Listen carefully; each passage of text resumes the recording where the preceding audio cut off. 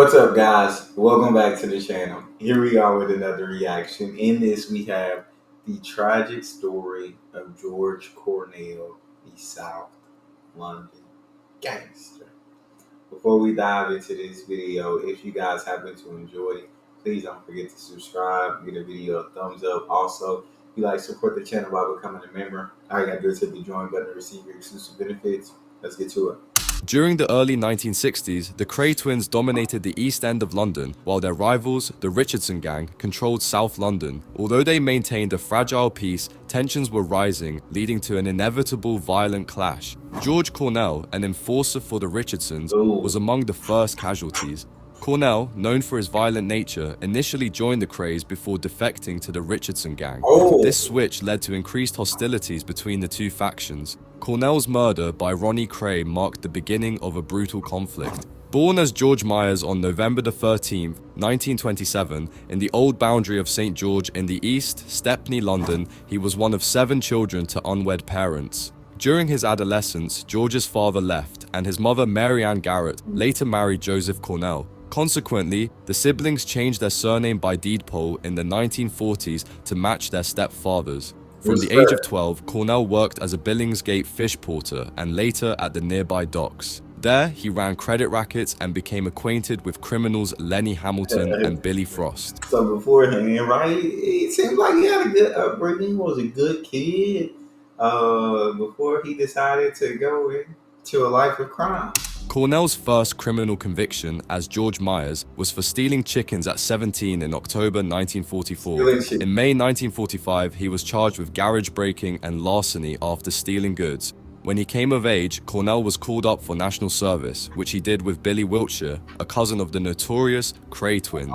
His first prison sentence came in 1950 when he was convicted at the Central Criminal Court for unlawful wounding and malicious damage. After serving 18 months, Cornell continued his petty criminal career, receiving fines for assault and willful damage in 1952.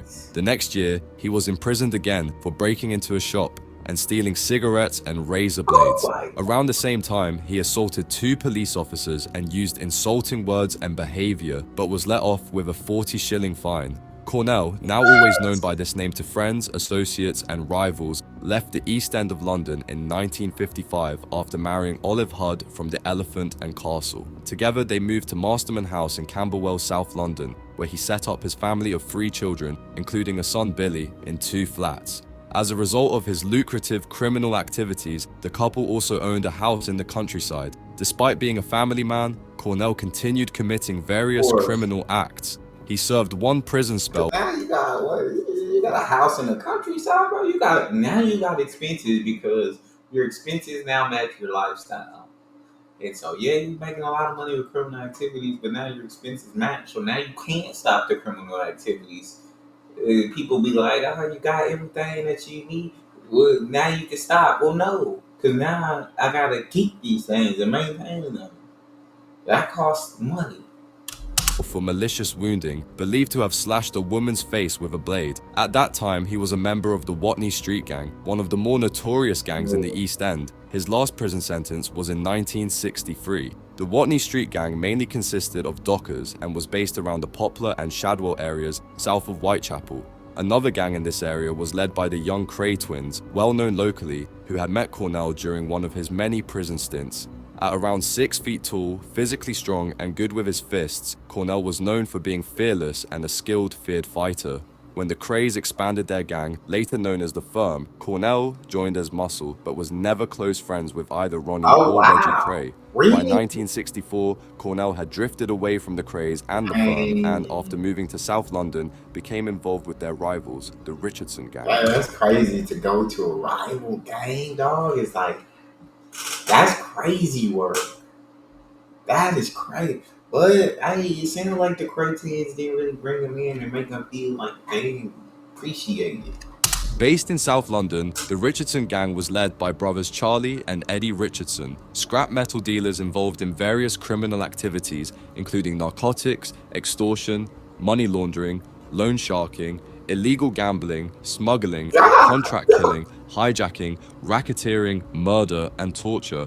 Cornell was allegedly heavily involved in drug dealing, particularly with Purple Hearts, Dexies, Uppers, Downers, and cannabis. He also participated in the pornography trade and was possibly linked with Jimmy Humphreys, who later exposed many corrupt police officials, including Commander Ken Drury of the Flying Squad. Due to his fighting skills, Cornell, along with his friends Mad Frankie Fraser and Jimmy Moody, became enforcers for the Richardson gang. They often accompanied the Richardson brothers to meetings with the Krays, frequently held in pubs such as the Grave Maurice. The Richardson gang became notorious for their brutal methods of dealing with suspected traitors and turncoats. Anyone suspected of collaborating with the police or a rival firm was hauled in for questioning. This often involved a mock trial, presided over by Eddie and Charlie, where punishments range from beatings to severe torture methods such as whippings, teeth being pulled with pliers, a favorite of Fraser, cigarette burning, toes being removed with bolt cutters, nailing to the floor, and electric shocks administered until the victim fell unconscious. The electric shocks were inflicted using an old army field telephone, powered by a hand-cranked generator. Electrodes were attached to the victim's nipples or genitalia, and sometimes the victim was placed in a bath of cold water to enhance the electrical charge. Afterward, the bloodied victim was given a clean shirt by Charlie Richardson to return home, as their own shirt was usually covered in blood. It is unclear what role George Cornell played in the torture of suspected. That's crazy word. Just like the ability to do that to another person. It kind of bonkers me because I couldn't sit there and do that to somebody. Transgressors, but as an integral member of the Richardson gang, he would have been expected to participate in rooting out traitors and intimidating anyone considering turning against the gang. The Richardsons were later indicted over the torture allegations and served prison sentences. Between 1965 and 1966, a feud developed between the Richardson gang and the Krays firm. This escalated in December 1965 when Cornell called Ronnie Kray a fat poof during a Christmas party at the Astor Club, leading to a fight and a personal vendetta between Ronnie Kray and George Cornell. On March 7, 1966, a gathering of the Richardsons at Mr. Smith's nightclub in Rushy Green, Catford, southeast London, included Eddie Richardson, Mad Frankie Fraser, George Cornell, and other members of the Hayward gang. Dickie Hart, an associate of the Kray firm, was also present. Initially, the atmosphere was convivial as the groups drank together. However, a disagreement eventually erupted, leading to a fight between the two groups. During the altercation, Hart took out a gun and started shooting. While the details were unclear, someone shot Dickie Hart. The police soon rounded up the Richardson gang members, except for Cornell, who was not sought in connection with Hart's shooting. Frankie Fraser was later tried. Now the tensions are even higher between the two gangs because now somebody's gonna be shot and killed. Now, of course, the Krays are gonna want blood for that. For Hart's murder, but was acquitted. Ray, the Belgian Cullinane, a Richardson member, testified that he saw Cornell kicking Hart. The murder of Richard Hart catalyzed open war between the Richardsons and the Krays, ultimately leading to the Richardson gang's downfall. After learning of the shootout at Mr. Smith's, the Kray twins, especially Ronnie, decided to retaliate against the Richardson gang for the murder of their associate, Richard Hart. With most Richardson members either jailed or hospitalized, Ronnie vowed vengeance. Fortunately for Cornell, he had not been at Mr. Smith's and thus escaped arrest. On March 9, 1966, while Ronnie was drinking with other members of the firm at the Widow's Pub in Tapp Street, he received a phone call informing him that Cornell was at the Blind Beggar in Whitechapel nearby. Ronnie immediately set off to find Cornell, driven by Reggie's driver, Scotch Jack John Dixon, and accompanied by his right-hand man, Ian Barry. On the way, they picked up guns from 178 Valence Road. That day, Cornell and his friend Albie Woods had visited Jimmy Andrews, who was in the hospital after losing his leg in a shooting. On their way back, they stopped for a drink at the Blind Beggar public house on Whitechapel Road, accompanied by another man, Johnny Dale. The three men entered the pub, ordered light ales, and sat on stools by the bar.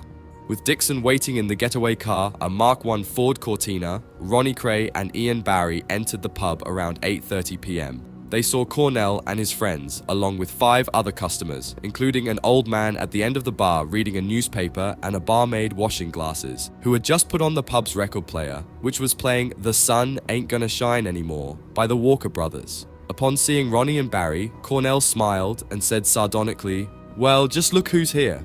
Barry fired 2 warning shots into the ceiling, while Ronnie walked towards Cornell, took out a 9mm Luger, and calmly shot him once in the forehead above his right eye. They then left and drove away.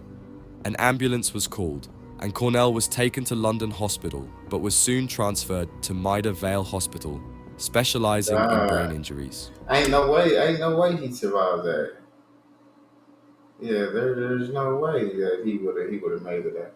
God dang, man! I'm telling you, this is the.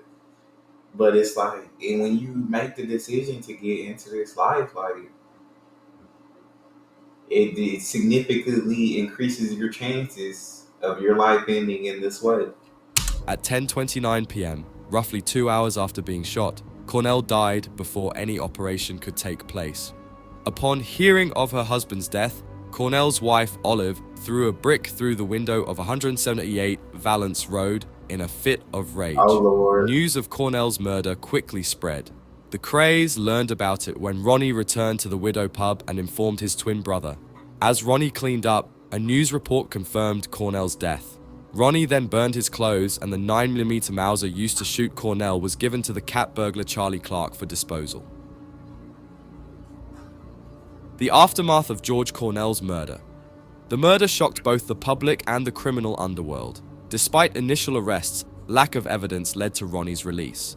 However, the escalating violence and pressure from authorities eventually led to the downfall of the Crays and the Richardsons. In 1968, the Crays and their associates were arrested. Key members of the firm turned against the twins, providing the needed testimony.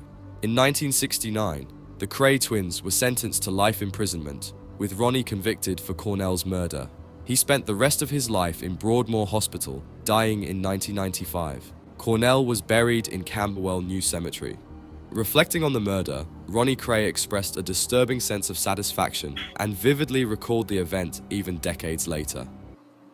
Yeah, that's insane, dog. Like, but that's what happened when you like live this life. That's one of the likely outcomes.